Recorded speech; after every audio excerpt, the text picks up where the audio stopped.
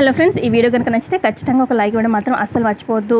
చాలామంది చూస్తున్నారు కానీ లైక్ చేయట్లేదు. ప్లీజ్ అండి, ప్రతి ఒక్కరు ఒక లైక్ ఇవ్వండి. ఎపిసోడ్లోకి వెళ్తే సుధా భాస్కర్ ఇలా మాట్లాడుకుంటూ ఉంటారు. భాస్కర్ అంటారు, ఇప్పుడు లక్ష్మి పాప మిత్రగారి పాపగా పెరుగుతుంది కాబట్టి మనం అక్కడికి శాశ్వతంగా వెళ్ళబోతున్నాము.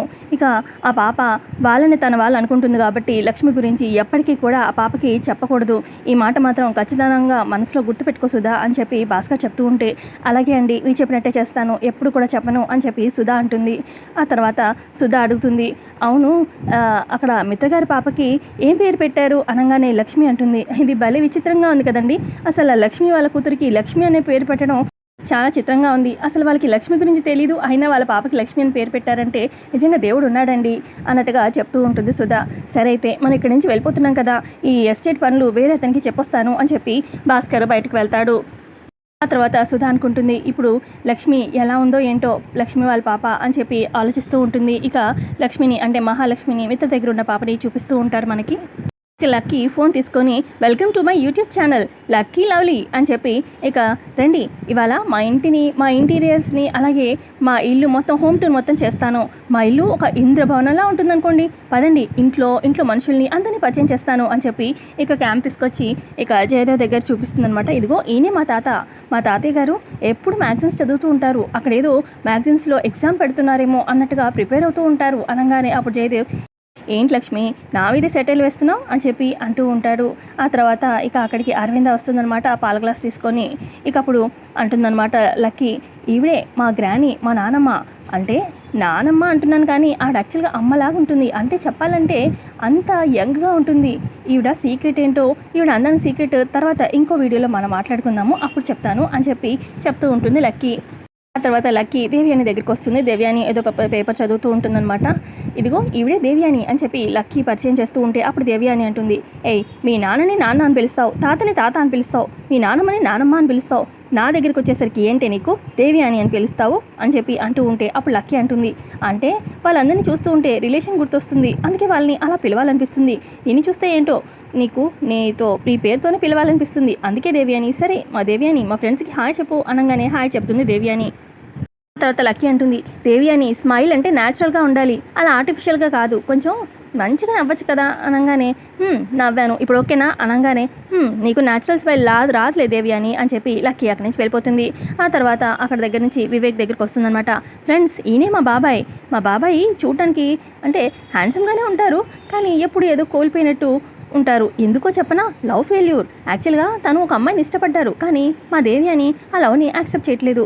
ఇక ప్రేమించిన అమ్మాయిని వదులుకోలేక మర్చిపోలేక వేరే అమ్మాయితో పెళ్లి చేసుకోలేదు, అందుకే పాపం ఇలా ఉన్నారు అని చెప్పి లక్కీ చెప్తూ ఉంటే అప్పుడు వివేక్ అంటాడు, ఏయ్ ఏంటి నా లవ్ గురించి మీ ఫ్రెండ్స్ అందరికి చెప్పాలా అని చెప్పి అనగానే, అంటే ఏదో ఒకటి వీడియోలో చెప్పాలి కదా బాబాయ్, లేదంటే మా ఫ్రెండ్స్ బోర్ అవుతారు కదా, అందుకే ఇలా చెప్తున్నాను అని చెప్పి అంటూ ఉంటే, అవును ఇంతకీ లవ్ చేసిన అమ్మాయి ఎవరో మీకు తెలియదు కదూ, మీ టీచరే అని చెప్పి చెప్తూ ఉంటుంది. సరే నేను వెళ్తాను అని చెప్పి వివేక్ అక్కడి నుంచి వెళ్ళిపోతాడు. బాయ్ బాబాయ్ అని చెప్పి లక్కీ అంటుంది.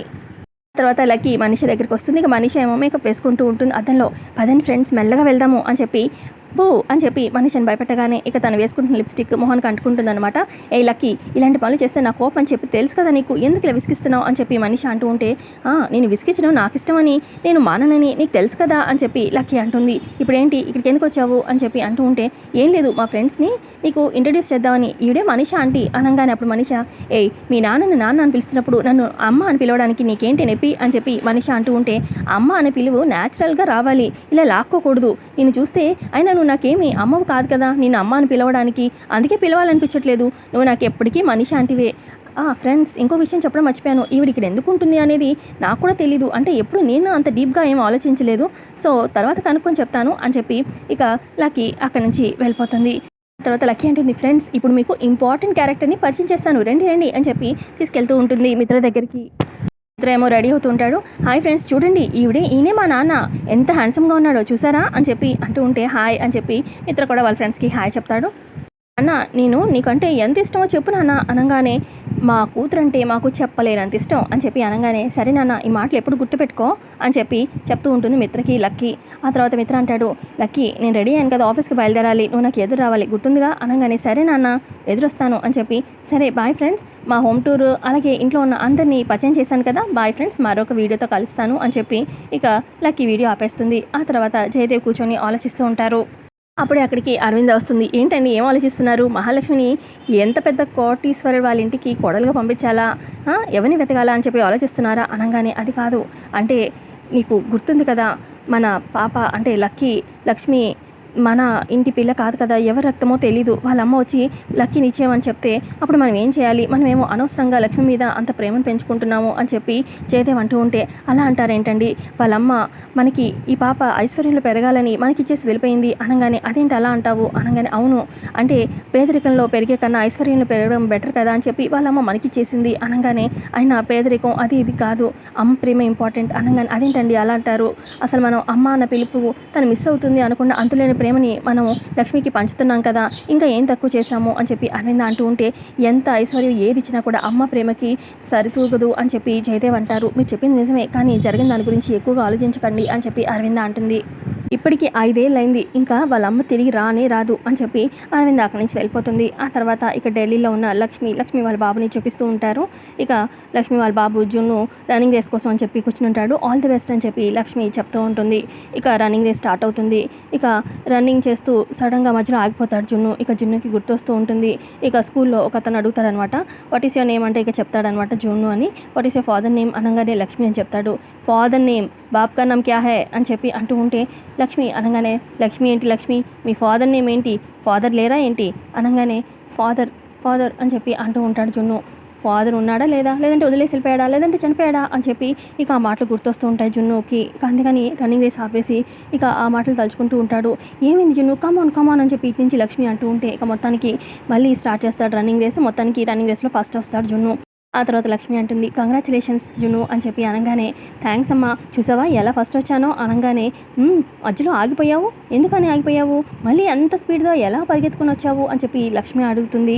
అప్పుడు చెప్తాడనమాట జున్ను, నాకు ఇష్టం లేని ఒక మనిషిని తలుచుకున్నానమ్మా అనగానే, ఇష్టం లేని మనిషి ఎవరు అని చెప్పి లక్ష్మి అంటూ ఉంటే, నాన్నని, అసలు నాన్న ఉన్నాడో లేదో తెలీదు, నాన్న అనే వ్యక్తి ఎలా ఉంటాడో కూడా తెలీదు, ఆ ఇష్టం లేని మనిషి గురించి తలుచుకున్నాను.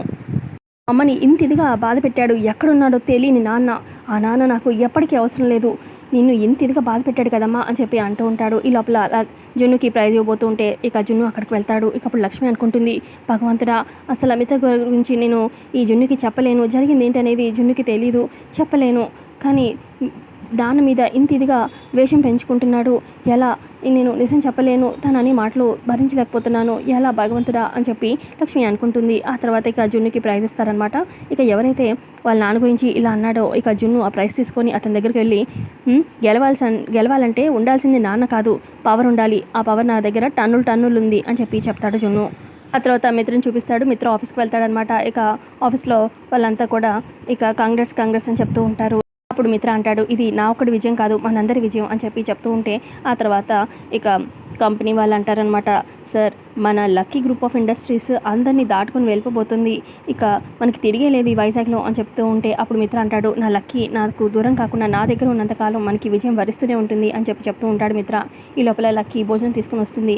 ఏంటి లక్కీ ఇక్కడికి వచ్చావు అని చెప్పి మిత్ర అంటూ ఉంటే, నాన్న నువ్వు లంచ్ కూడా చేయనంత బిజీగా ఉంటావని తెలుసు, అందుకే నీకోసం లంచ్ తీసుకొచ్చాను అనగానే, గైస్ మీరు క్యారీ ఆన్, నేను మా బాబుతో కొంతసేపు టైం స్పెండ్ చేసి వస్తాను అని చెప్పి మిత్ర పక్కకు వస్తాడనమాట లంచ్ చేయడానికి. మిత్ర అంటాడు, ఏంటి లక్కీ నువ్వు భోజనం తీసుకొచ్చావు ఇవాళ అనగానే, ఎటు హాలిడేని కదా డాడ్, కొంచెం డిఫరెంట్గా ఉంటుంది, కొంచెం టైంపాస్ కూడా అవుతుంది కదా, అందుకే నేను భోజనం తీసుకొచ్చాను అని చెప్పి ప్లేట్లో అన్నీ వడ్డిస్తూ ఉంటుంది.